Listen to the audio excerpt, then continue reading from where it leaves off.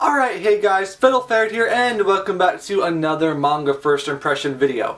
Now, I never can seem to decide how I want to format these videos, so I guess they're always just going to be a little bit different because apparently that's just how I roll. So today we're going to be taking a look at the slice of life first volume of Flying Witch.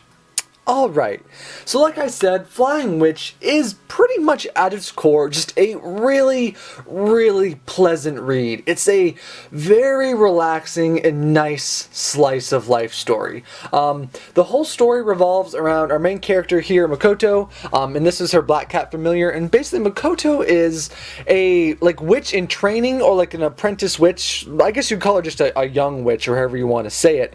And in this world, basically young witches, to become full-fledged witches and complete their training, they go off on their own and learn the ways of the world and magic and stuff like that.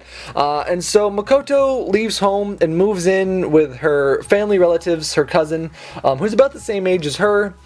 And there's not a whole lot to say about the story other than just it leaves you feeling just this nice, pleasant, little warm feeling inside your chest. And so one thing that really lends itself really well to the series, in my opinion, is like all of the facial expressions and stuff.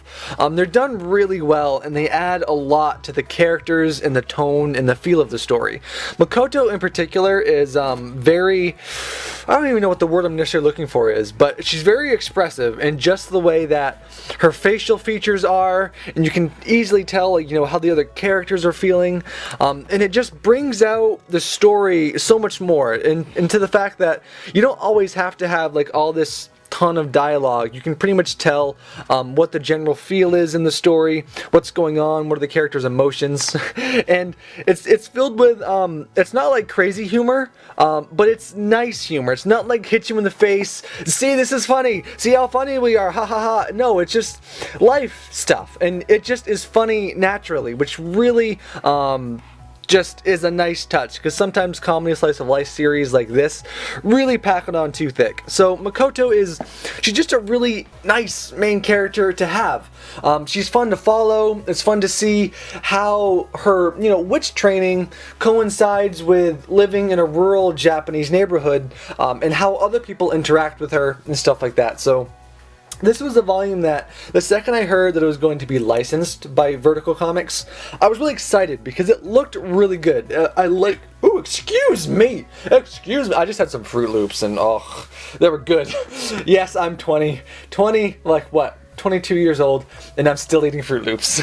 This is my life. But anyways, it sort of reminded me a little bit of another Vertical series I just did a little while ago, called Kumamiko, which was about a little girl who lived with a bear. And this series, I like both those series, but I gotta say this one's a bit more up my alley. It's got a bit older characters and it's a bit more realistic, even though you have witches and witchcraft and stuff like that. But it's just a really good series. I really enjoyed reading it, and I really think anyone who just likes a nice, calming, relaxing read, good characters, good story, and good humor, and good art, will really like this series, because honestly I liked it a lot. So anyway guys, if you did like this review, go ahead and just put a like button down in this video, maybe leave a comment if you've read this, what you like about it, or if you plan on getting it yourself now. But anyway guys, I've been Fiddle Ferret, and I will see you back on the prowl next time.